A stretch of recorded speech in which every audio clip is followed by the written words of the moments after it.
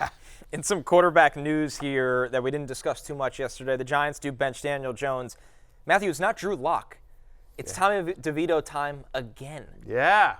One of the great tanking moves. Yeah, right. I was going to say, as a Malik Neighbors rosterer, not exactly thrilled by this development, but we'll see. I put it out there when this news came out because I rostered last week, because I have Josh Allen on a bye this week in our Superflex League of Assholes League, and so I need a third quarterback as well, and so I picked up Drew Lock, being like, oh, I'm so smart. Look at me. Look how smart I am. Because I'm sure they're going to bench Daniel Jones, so I'm just going to hold Drew Lock through the bye.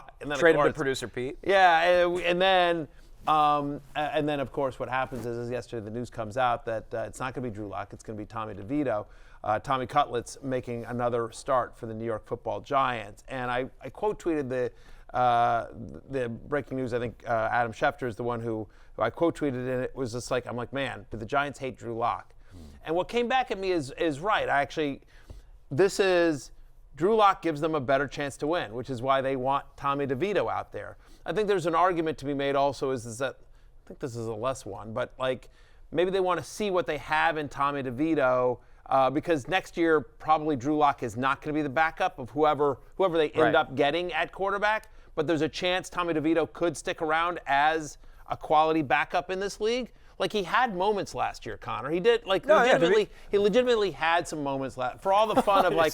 Why are you giggling? Well, just no on it because last year there's such a with the agent and the whole thing and the Italian, he lives at home with the mom and the blah blah blah. But there, and he couldn't shower and anyway, there was a lot going on with Tommy DeVito. But there were some actual moments of good NFL play last year for him. Right, and Drew Lock's on a 1-year, $5 million deal. So if you can go get keep your cost-effective backup. That's the dad and the agent kissing each other. Yeah, the vid is back. Yeah, exactly. I mean, hey, watch Tommy DeVito go win 2 or 3 games. Yeah, exactly. And take the Giants out of position to take their next quarterback. He was a sensation. There's no question. Yeah, I think John Mara is not a guy that is tone deaf to the excitement or lack of excitement from the fans. As we saw with the Saquon Barkley free agency fiasco, I don't know. I think the fans buy into the Tommy DeVito craze. He is a fan favorite. There is no question. We have not seen a ton of consistent fantasy football production from the Giants quarterback position, so we hadn't really mentioned him as well. But I will say that last year he had 2 different games with at least 17 or more fantasy points. His 5 full games last year, he averaged 14.9 fantasy points. There's a little bit of rushing there. That's the thing. He'll run. Yeah, he will run. He will run a little bit, and so playing Tampa Bay, who knows if they've figured out their secondary issues. This is the test of all tests. I mean, if Tampa Bay lets Tommy DeVito go for 300, I mean. The thing, though, is that if you have... Todd Bowles we can no longer call Todd Bowles a defensive coach. Happens. He's just a coach. He's just a coach. Todd Bowles and Raheem Morris are not great seasons on the defensive side insane. for those guys.